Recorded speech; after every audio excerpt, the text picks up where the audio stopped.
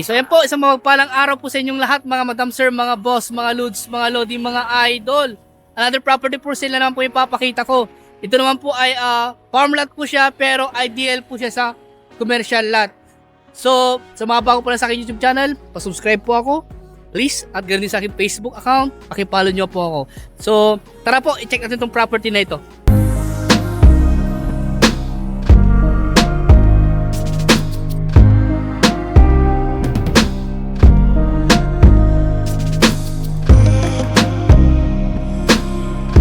Okay, so yan po mga madam sir, mga boss, mga lods, mga lodi, mga idol. So, yan na po yung property na binibenta.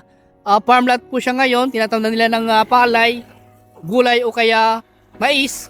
Ayan, so 5,000 square meter po ang kanyang land area. At ang presyo po ng property na ito ay 1,500 pesos per square meter. Dahil po, along National Highway po siya.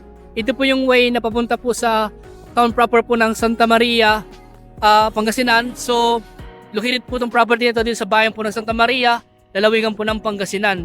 So mga sabihin natin mga 1 kilometro po siguro sa town proper po ng Santa Maria. At ito naman po yung way na papunta po sa town proper po ng Rosales, papuntang Tiplex Exit, papuntang ibang part ng, ng Pangasinan, tsaka papunta rin po ng Nueva Ecija, Maynila, yan po. So ilang metro lang po ang layo, o ilang kilometro lang po ang layo po niya sa town proper po ng Rosales. Siguro sa mga 5 kilometers estimate. So ito na po yung property na binibenta. Ayan. Simula po doon sa pangalawang, ayan po yung poste na yan, yung ano tawag dyan, okay, yung poste po na yon hanggang dito po sa poste na ito. Basta ma-estimate ko po na sa mga 30 meters po yung kanyang entrada o more or less. Ayan. So hanggang doon po yung property sa may bodega po na yun, sabi ng aming source. So sa property ito may source po kami at nakadepende lang po kami sa kanyang sasabihin. So meron din po ang kalsada po doon sa banda roon. Kung nakita nyo medyo mataas na part na yun, may kalsada po yun, irrigation po yun, irrigation road tsaka irrigation canal. Ayan, so ito po, ito po yung boundary. Ayan, diretso po ito, itong boundary na ito. Diretso po yan hanggang doon po sa pader. Ayan, medyo mataas lang konti yung kalsada, pero konting tabon lang naman po ito, konting tabon lang. At ito nga po, meron siyang isang puno ng mangga sa harap ng property. Maluwag yung kanyang frontage, nasa mga 30 meters more or less po yung kanyang entrada. Estimate ko po yun. Ayan, so makita nyo po sa drone video po yung kanyang kalsada po doon, yung irrigation po niya.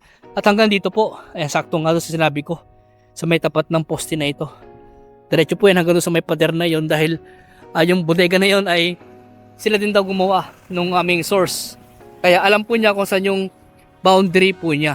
So ginugol map po ito, ginugol measure po ni Boss Alistair na sa mga 5,100 square meter mahigit po yung kanyang nag-google. Pero hindi kasi maharap nung source namin yung kanyang copy ng title. Pero meron daw siyang kopya. Pero di niya mahanap. Sabi naman namin, basta as long as may copy ng titulo, okay naman po yun. Pero kung sakaling mahanap po niya, ay sabihin ko na lang po na isend niya po sa akin para may flash ko sa screen. At kung wala po, di niya mahanap, upon viewing na lang po, ayan, magre-request na lang po siya ng copy ng title kung sakasakali po. So 5,000 square meter, sa akin po, ayun nga po, sabi ko agricultural lot, pero maganda po siya for industrial, for commercial. Sa mayroong mga hardware po dyan, baka pwede po ito para sa inyong business, hardware, gasoline station. Tapos sa likod, ayan, pwede kayong mag-farm kaya sa may hardware. Ayan, dito sa harap, pwede kayong maglagay ng mga opisina nyo dito. And then sa likod, doon nyo itatambak yung mga graba. Ayan, yung mga, ano po nyo, mga semento. Ayan, tapos may kalsada doon sa banda rito, yung irrigation road na pwede yung gawing another,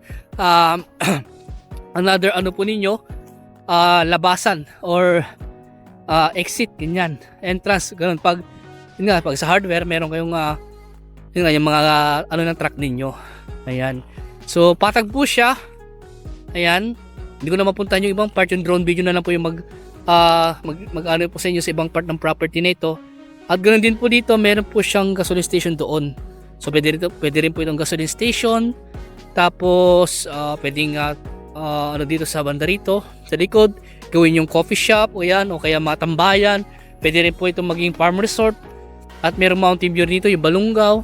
Ayan. So dito rin po meron nakabili rin dito, meron siyang nabakuran niya yung kanyang part ng residential niya. Pwede rin po maging residential po ito. Pwede nyo ibenta per lot. Sa inyo po yan kung ano yung development nyo sa property na ito. Tignan nyo po. Yan po kasi yung way na papunta rin po sa Maliko. Ayan, Maliko Viewpoint. Yung isang tourist spot din po dito sa Pangasinan. Napapunta rin po ito ng papunta rin po ng Nueva Vizcaya, papuntang Region 2, yung kalsada po na iyan.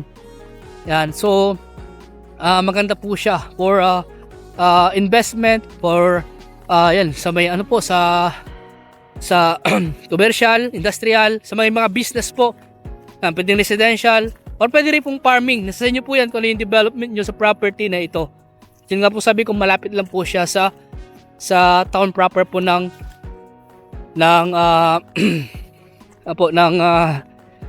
Santa Maria. Yan, Pangasinan. So, may mountain view rin po dito. Yan, bulubundukin ng Caraballo. Ayan, so ito malinim. Kaya ayan po. Patak po itong property na ito. Ayan. So, kitang-kita dito yung bundok ng Balongaw. Mount Balongaw. Ayan po. So, sa mga interested po sa itong property, yan, mag-schedule lang po kayo for viewing, at kung gusto kasapin yung seller, mag-schedule lang po tayo. Tignan nyo po, hindi naman po siya gaalong tambakin. Kunti lang po itatambak ko sakasakali. Ayan. So kung may ibang katanungan po kayo regarding sa property niya, tawag lang po kayo sa akin. Kung gusto nyo mag-viewing, mag-schedule lang po kayo. Ayan. So hanggang dito po muna. Sa mga bago sa aking YouTube channel, paki-subscribe sa aking Facebook, pa-follow niyo po ako. So maraming salamat po and God bless po sa ating lahat.